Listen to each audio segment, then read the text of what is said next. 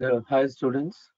In yesterday class, we have discussed about installing a virtual environment, then creating a virtual environment. Then after that, we have discussed installing Django, then creating project, then creating application, then running the application or website. Then all these we have discussed. Today, once again, I'll repeat. And today we'll discuss about installing Sublime Text IDE. Then we'll see what are the files and files in the project, folders in the project. All these we are going to discuss. And tomorrow also I'm taking. Tomorrow also class is there.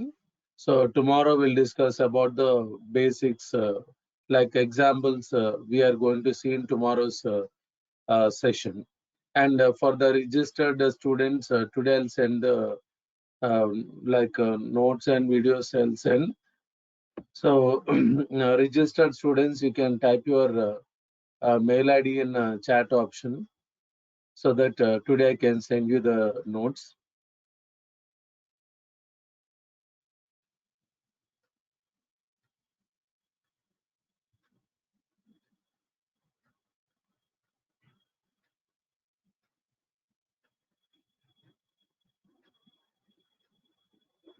Students, please type your mail ID. Registered students, please type your mail ID so that I can send notes, videos to your email.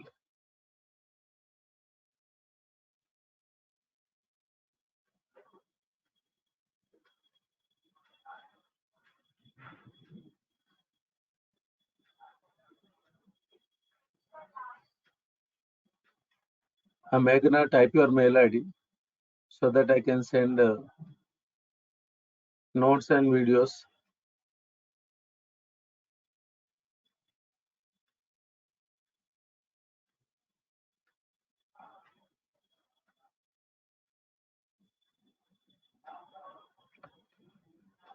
So those who have not yet registered, please register for the classes so that I can send videos and notes to your mail IDs.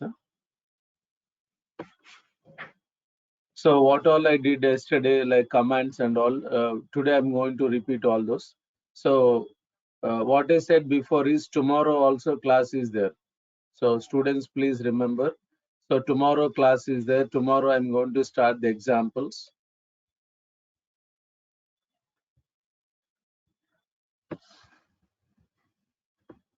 So in E drive, in F drive, so in F drive source folder is created, and then virtual environment is created. Project one is also created. So here I'm deleting this folder here. So I'm deleting this folder. So what all I did yesterday, and once again I'm repeating.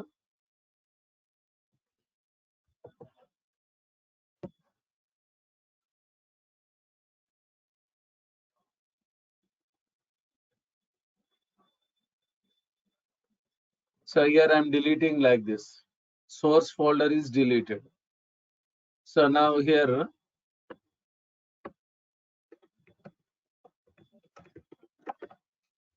command prompt.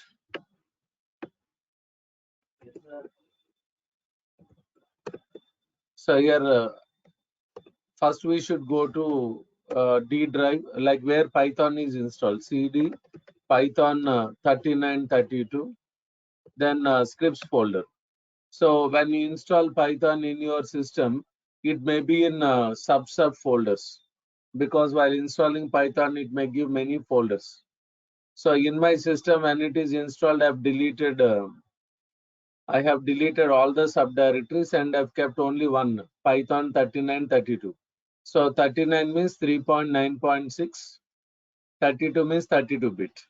For 64-bit, will not get 64 for the folder. Scripts folder is there. And as I said, with Python, if you want to know the installation of 32-bit or 64-bit, and if you want to uninstall old version, and if you want to install new version of Python, So I can send a Python installation video to your mail IDs so that you can use and you can you can see the video and you can do that. And in previous class also I said UI classes videos I can send to your mail IDs. Like those who are not good in UI technologies or client-side technologies like HTML, then CSS, Bootstrap. All these videos I can send to your mail IDs. For registered students, definitely I'll send. So Python installation video also, if you want, I can send that also. So here I'll say like this: pip install. Then here I'll say virtual env. In my system, it is already installed. Virtual env tool or software is already installed. So it will say requirement already satisfied.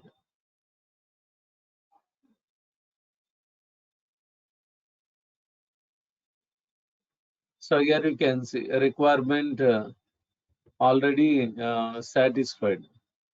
And now here, go to the location where you want to store the projects. F drive I'm giving, F drive.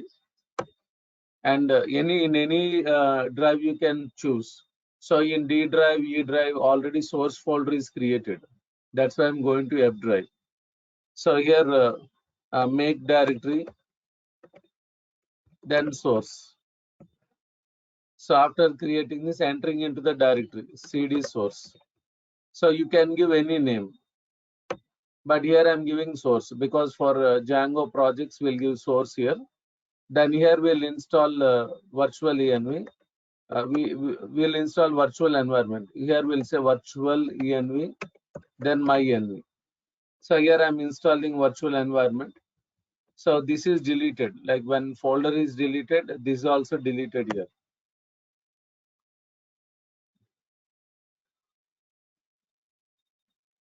So install here to enter into virtual environment, my env, then scripts, then activate. So my env is the virtual environment name. Scripts then activate is given here. So entered into virtual environment. When we are in virtual environment, we'll get like this. So as I told before, virtual environment is separated from system folders. We are creating a separate location for Django projects, like all the softwares packages we are going to install. So virtual environment is isolated. It is separated from system directories. So in our laptops, it may not be required. Okay, but in real time, it is necessary to create virtual environment. When we deploy our website, when we host or publish website in internet, so not only project will install, but there will install virtual environment, the Django version, Django software packages, Python packages, then database connectors. Like all these, we are going to install in a virtual environment, which is related to the project. So when we install everything in virtual environment, then it will not conflict with other projects running in the server. So every project is separated there because every project will have virtual environment. The related softwares will be in virtual environment. Like even after in future also, it won't have any problems or issues will not be there. So here we'll install Django. So here I'll say pip install Django. So latest version is 3.2.5 is the latest version.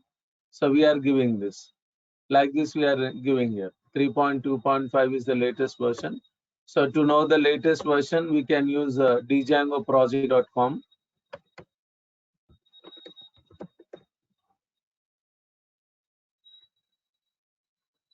So here you can see 3.2.5 is the latest version.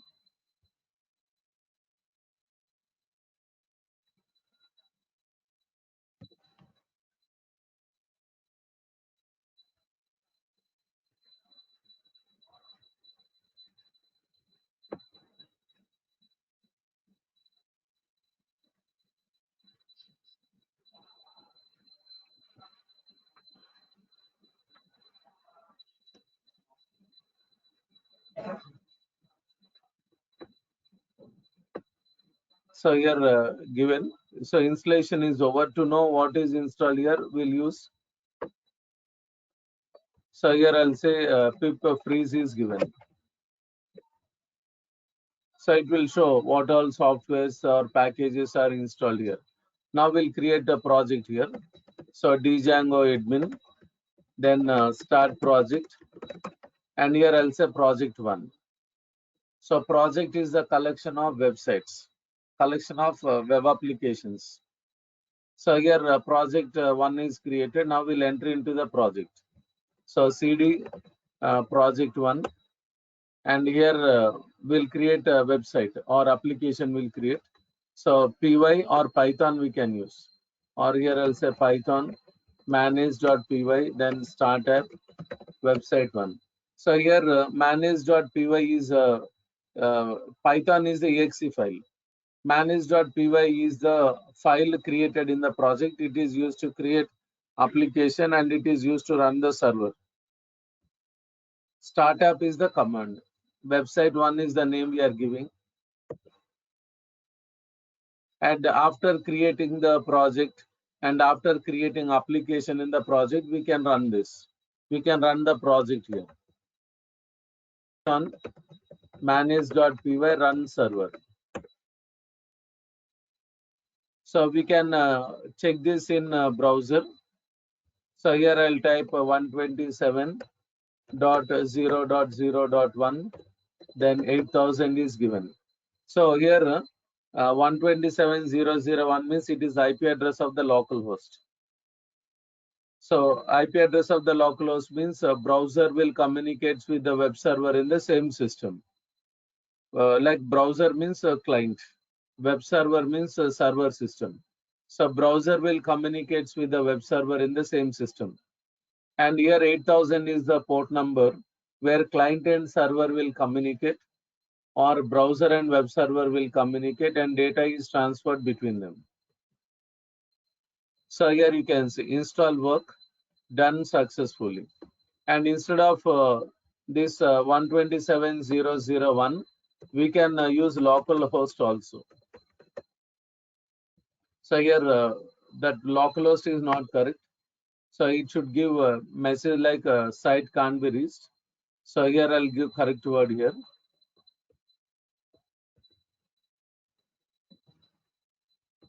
Like this.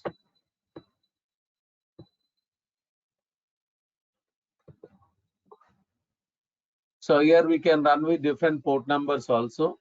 So to stop the server, I'll use Control C. So stopping the server. So here I'll say Python manage.py run server. So here I'll say 2021 I'm giving.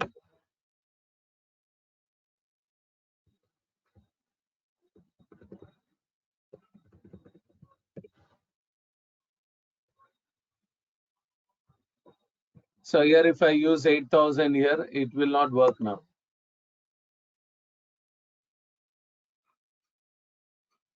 So here port number is 2021. So now it is working.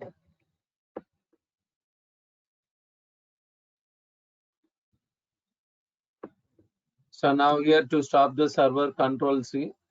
Now exit from the project, cd dot dot. And now here to exit from virtual environment, mynv scripts, then deactivate. So now exit from the virtual environment. Now we'll go to the system folder. So yesterday I've told about all these. Now here we'll see how to install Sublime. So here many IDEs are there here. Like we can see, like Sublime is there, add the PyCharm is there. So students can use any IDE according to their requirement. Like here, Sublime, what I feel is it is very good to work with the files, to write the code, and all these. It is easy. And what all changes we do in Sublime, server will update and it will reload. So if I do any changes in the project, no need to restart the server. Server restarting is not required. Yeah, you can install. See, Sublime installation is also easy only. It is very easy. You can continue with that. So what all changes we do in Sublime, then it is automatically, server will automatically reload. Like again, no need to restart the server, because every time we'll keep on doing changes in the project. Then server will reload. No need to restart the server. Okay. So here, to work with Sublime, here we have to use this. So in browser, we have to type sublimetext.com/3 is given.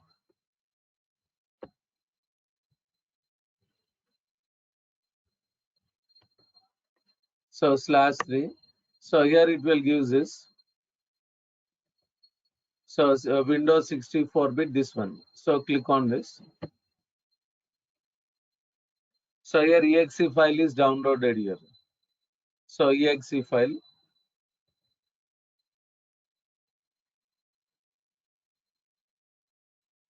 So here go to downloads folder.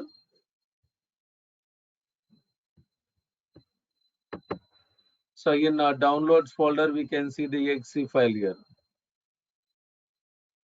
So application means exe file. So when you do double click, then we'll get the screens like this. Here you can see. Here in downloads, when you do double click, we'll get a screen like this. And next here it will show like this. So when you do double click, it will ask where to install. So default location is C drive program files. Okay. So next.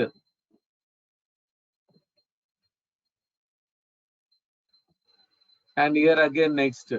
No need to select any option here. Next. Then after this, we'll get finish. After next, here it will show click install, then finish.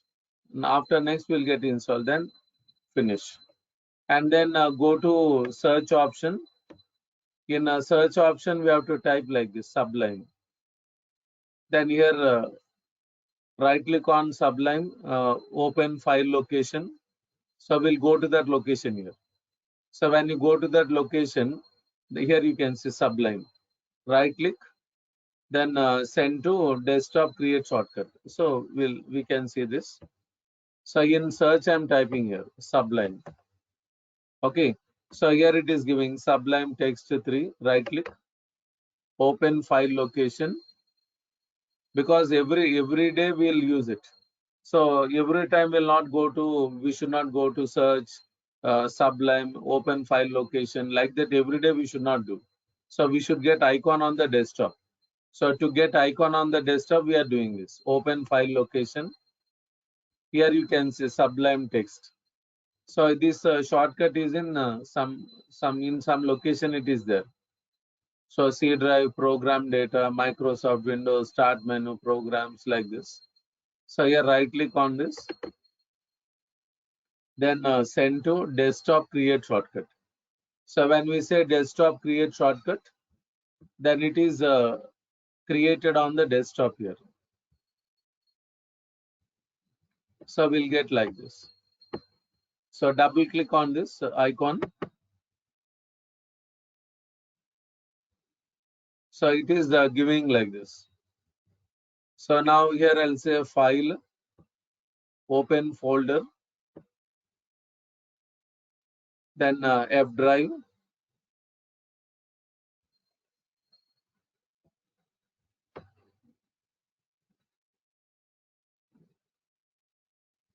So here file, open folder, F drive. Then here we'll select source. Source folder is there. In source, here project 1.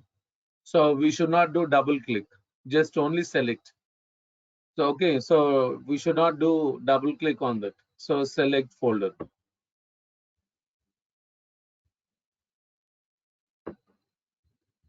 So now we'll get like this. So this is the hierarchy here. So here project 1 is created. So with the name project 1, subfolder is also created, a subdirectory. project one is the folder what I've created. In that subfolder is created. Subfolder name is also same, project one. So in this project one, you can say project level files. Okay, like here a folder is there, then init, ASGI, settings, URLs, WSGI, and down you can see db.sqlite3, manage.py. These are also project level files only. These are all project level files. So here you can see the folder. So in F drive source, you can see here. In source, you can see project one. In project one, you can see another folder, project one, subfolder. In this subfolder, you can see the files. Okay. So here main folder containing all this.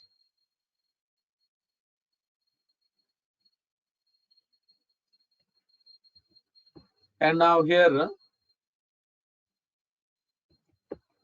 you can see here in subfolder project one, here pi underscore cache, pi cache is given, underscore py cache is given, and here it is used to store project related information in cache or temporary memory. Okay, and next one is init is there, underscore init underscore. So to use a folder as a package. So now subfolder is created like project one. So to use a project one as a package, then the folder should have underscore init underscore should be there. In Python classes, you have learned this. Okay, so this file can be empty or it can have statements also. Now it is empty only. Now it is empty, no statements. Here you can see statements are not there. Okay, but when we do web hosting, like files should not be empty, even init also. Then at that time we'll give some statements in init. But now we can use empty files. Here you can see ASGI is there. So ASGI means asynchronous gateway interface is there. So this file is introduced in Django 3.0. It is introduced here. In 3.0, it is introduced asynchronous gateway interface. So here, while creating the website, while creating the web pages, so we can give web pages with we can give like web pages with AJAX functionality, and without AJAX functionality also we can give. Okay, so here I am saying here AJAX I said. AJAX means asynchronous JavaScript and XML. Okay, XML means extensible markup language. Okay, so this is in 2005 it is introduced. Okay, then from that time onwards in the websites AJAX coding is being implemented. Okay, so before the pages used to work without AJAX coding. So the difference using AJAX coding, AJAX functionality without AJAX functionality means difference is there. So in the web page, the whatever websites that are being developed in the websites, if the web page is not having AJAX coding, then what will happen is the page will go as a request and will get the page as the response. Like when we send request to the server, like by clicking on the button in the web page or by clicking on hyperlink, like in different ways we can send the request. So when we are sending the request, then the whole page will go as a request, like data, user interface, like images, advertisements. Like if the whole page is going as a request, like for every user it happens like that, like many people will access the site. For everyone page will go as uh, request. Okay, so in that case like network resources will be busy, so there is more burden on the server. Server will process the same request, same work again and again, and here execution is slow. Okay, and next is when we get the response. Like first time any page should come from the server or should load from the server. Let us say we are getting first page from the server, first page of the site, like home page or index page. So when the first page is loaded in the browser, like the contents will keep on changing, like advertisements and images, like news or some, like every time changes we are seeing nowadays. We'll see that. Okay, so after the page is loaded in browser, so to change the advertisement or image or to change some contents, then every time server, the page should reload from the server. For every 3 seconds or 5 seconds, the page should be loaded in browser. Server should reload again and again. Okay, so if the same page is coming from the server for updated information, okay, then there will be more burden on the server. Server should do the same work again and again. Okay, so then in that case there is more burden on the server. So what happened here? We are sending page as a request and we are getting page as a response. So the same page is reloading again and again from the server for updated information. Okay, so in that case we can give Ajax coding in the web pages, Ajax functionality in the web pages. So in not only in Django websites, in any website, so when Ajax coding is used, when Ajax functionality is used, then only data will go as request. Like for example, if you are working with login page, or if you are working with registration page, or if you are using some other page, only data will go as request, like username and password. In registration page, 4 or 5 values will go to the server. So the page will remain in the browser, like a user interface, like the design, the coding, all these will be in the browser only. Only 1, 2 values will go to the server. If 1, 2 values are going to the server, then there will be less burden for the server. Okay, resources will not be busy, and the server need not perform the same thing again and again. And execution is also fast only. Okay, and here after the page is loaded in the browser, then using Ajax, we can some portions of the page, some parts of the page can be updated by the server in the browser. Server can update some portions of the page, some parts of the page directly in the browser without reloading the page, without a post back. So post back means the page which is loaded in the browser, it is submitted, again loading, submitting, this happens.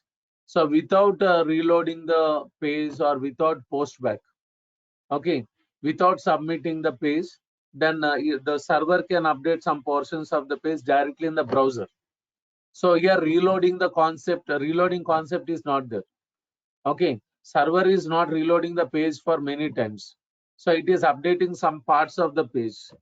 Then without postback it works, like submitting, reloading. Postback means we'll call round trip. Round trip means page will reload, then page will load, submit, again loading, submitting, again loading, submitting. This happens. So without postback, without a round trip. Round trip means loading, submitting. Then the page can be updated directly in the browser.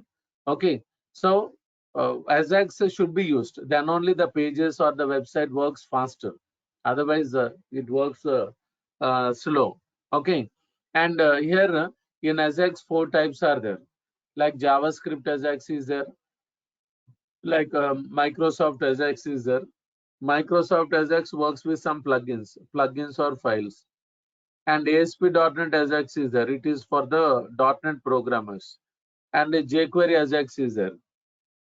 So jQuery Ajax is the advanced or latest what we are using here. Using jQuery Ajax, we can do updations. We can do the updations here. Okay. So like as a jQuery is having functions.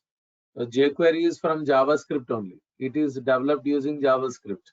So jQuery functions are going to be used. And here you can see settings.py is there.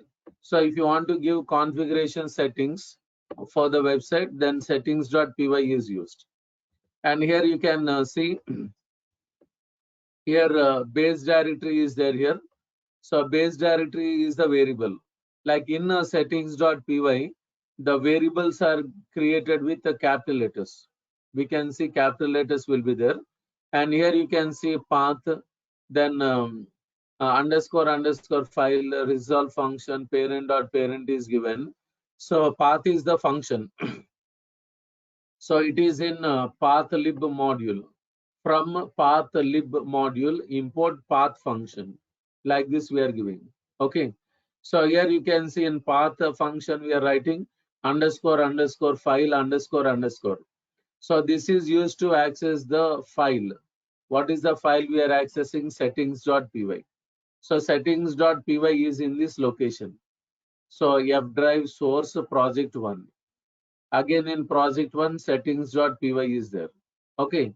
So when I use a path here, then it will access this location F drive source project 1, then project 1 it will access like this. So this is a predefined property.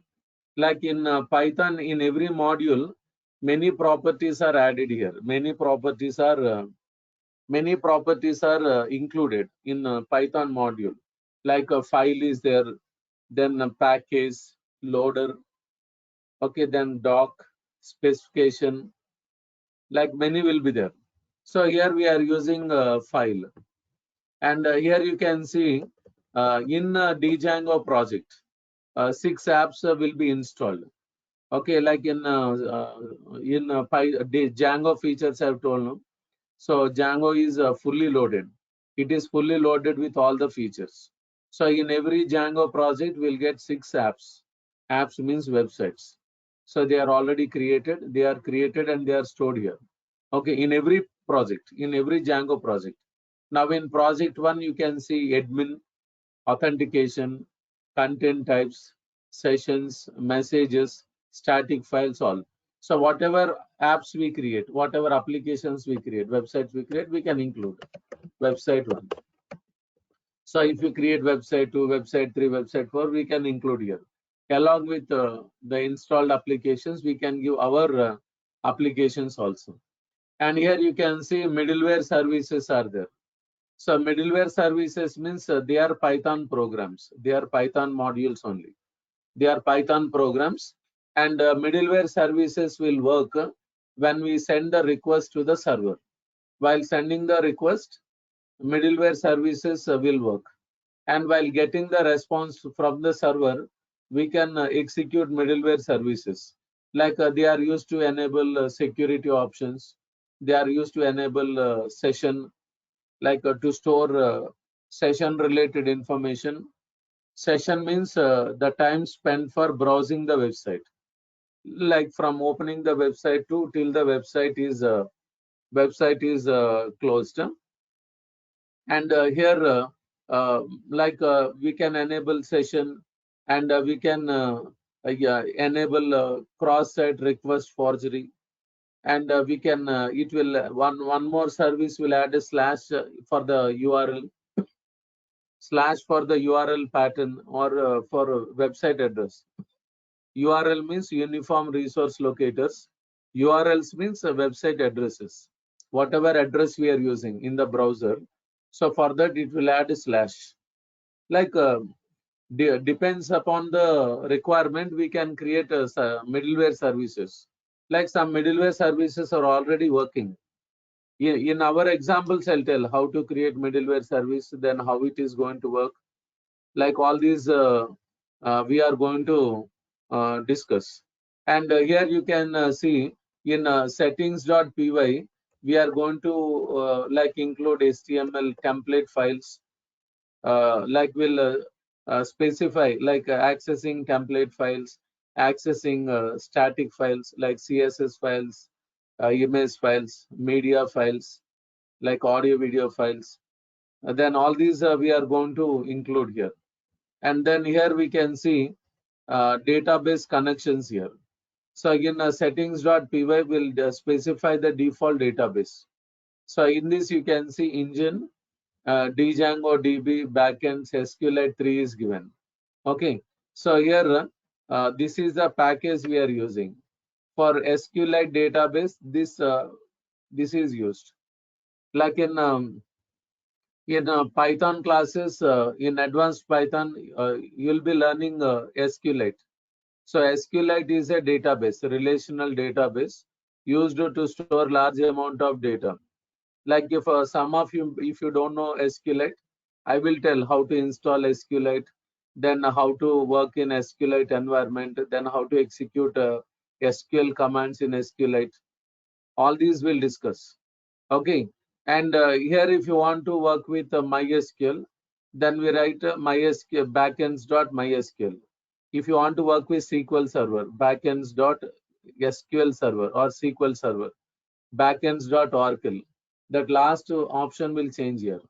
So based on the database you are using, that name should change.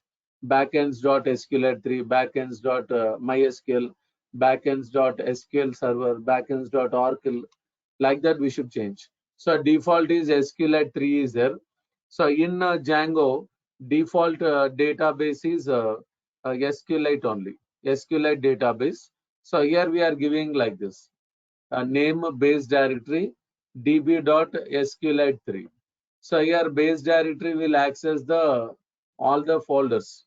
Like if I say base directory, it will access F drive, source, project one, like that. So base directory is a variable access this F drive, source, project one. So in this project one, you can see db.sqlite3 is created. Here you can see. Okay.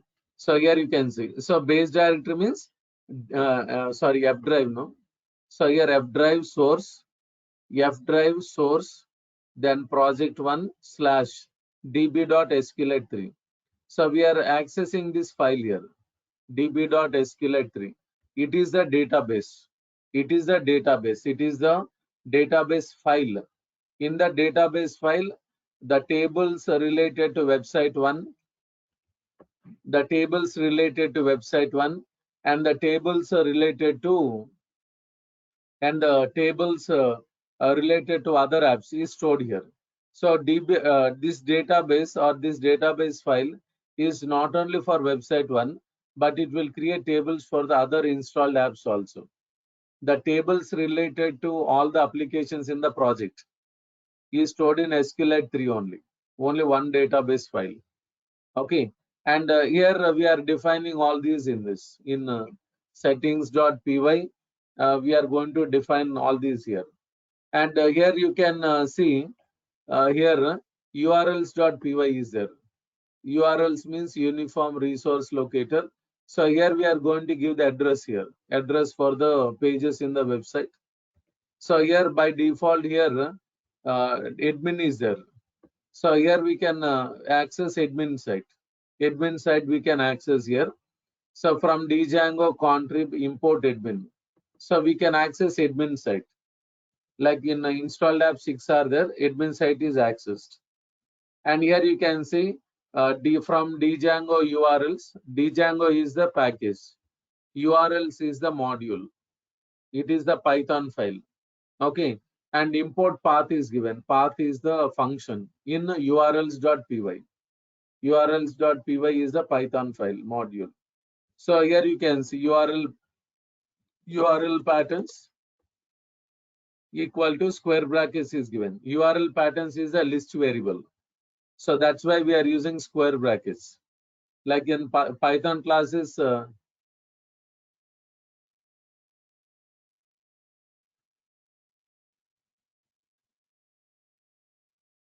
website one you have to create now here.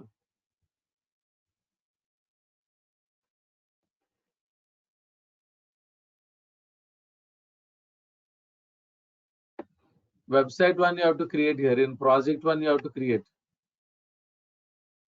In project one you have to create like this. See at command prompt when you create project, then entering into the project, in project one you have to give this.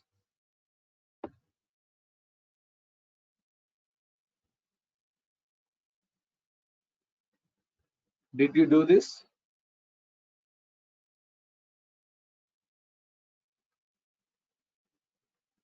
Kiran.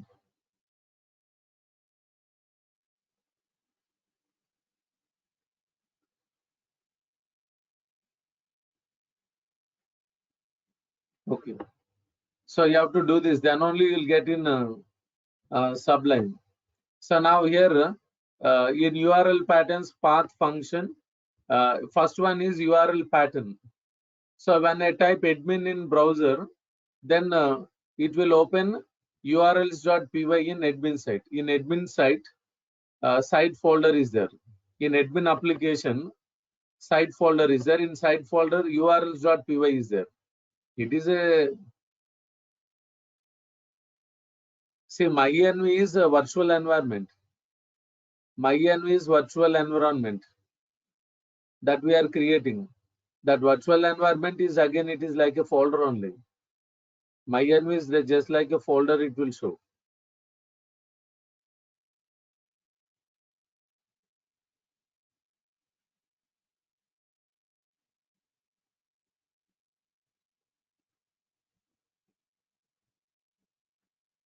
See, MyEnv is what? Virtual environment. Virtual environment, what is the use? It is used to separate separate the projects from physical folders, system folders. So in virtual environment, then Django folders, Django software, Python packages, database connectors, all are stored in a virtual environment only. Okay. Virtual environment is separated from physical environments, physical system folders. So when we create virtual environment, see, we'll get like this. MyEnv means what? Virtual environment. So here in MyEnv, we are doing creating the project. We are creating the application. In MyEnv, what is installed here?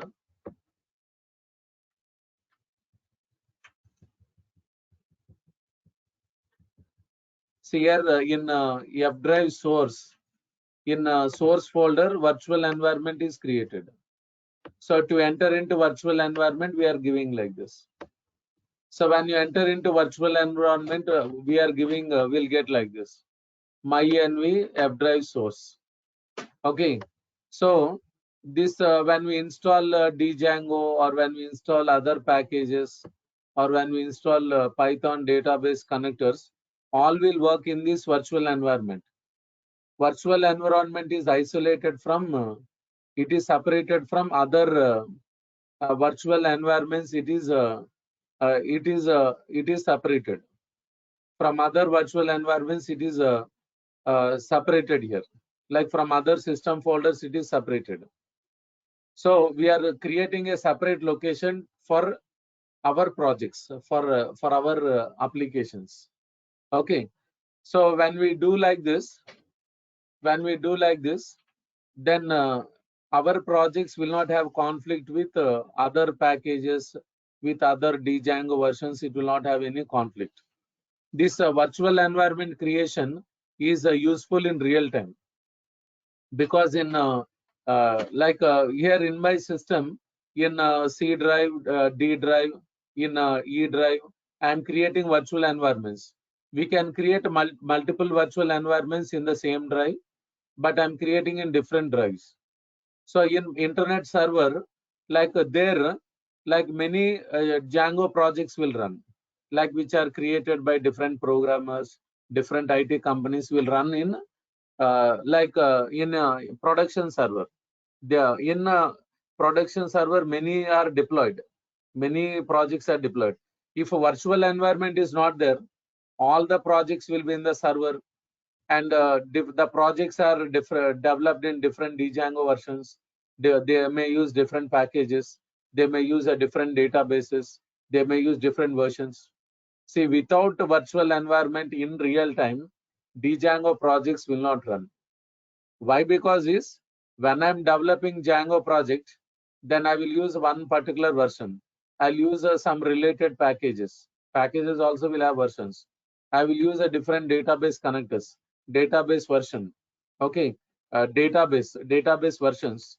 So I may use SQLite. Some may use MySQL. some may use Oracle. Okay, so like what all I'm using in my project, I will install in virtual environment. Then the project will run successfully. Okay, so if no virtual environments, if all the projects are deployed in the server, how they'll execute? Lot of problems will arise, because the projects may be developed in different Django versions, different packages, different databases, different versions, database versions. To avoid all this conflict, to avoid all this confusion, like every project runs in separate virtual environment. In that virtual environment, all the database, all the softwares, packages, everything will be there. So we are creating a separate location for our project, so that the project will run successfully with the softwares and versions it will run. Okay. And here in this we can see manage.py is there. Okay, so manage.py means for every project this will be, this is also project level only. Okay, so here when we are working with here urls.py I'm explaining, no, in urls.py for admin I'm giving here admin. So when I type admin, then it will open like administration site. Okay, urls.py is used to give the URL patterns. Like here we have to specify what should be the home page, index page. Then we have to specify the like a link, like how to get the other pages. So from home page we'll go to the other pages. Like here we'll specify what all pages you want to open. Okay, open in the website. What all pages you want to work, we can give the URL patterns. Like when you see the examples, when I start examples, when you see the examples, you will understand very clearly. Okay, like because every day, like when we see the examples, in every example we have to use urls.py. So according to the given URL pattern, then home page will open, and we can open the other pages in the website. So we have to specify in urls.py what pages to open. All will specify in urls.py.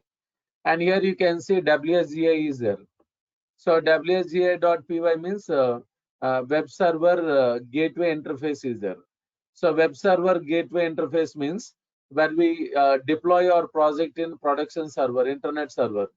So when we host our website in deploy our website in internet server or production server, so this file we have to use. So in this file we need to do the changes. So at the time of hosting, we are going to use a WSGI.py file.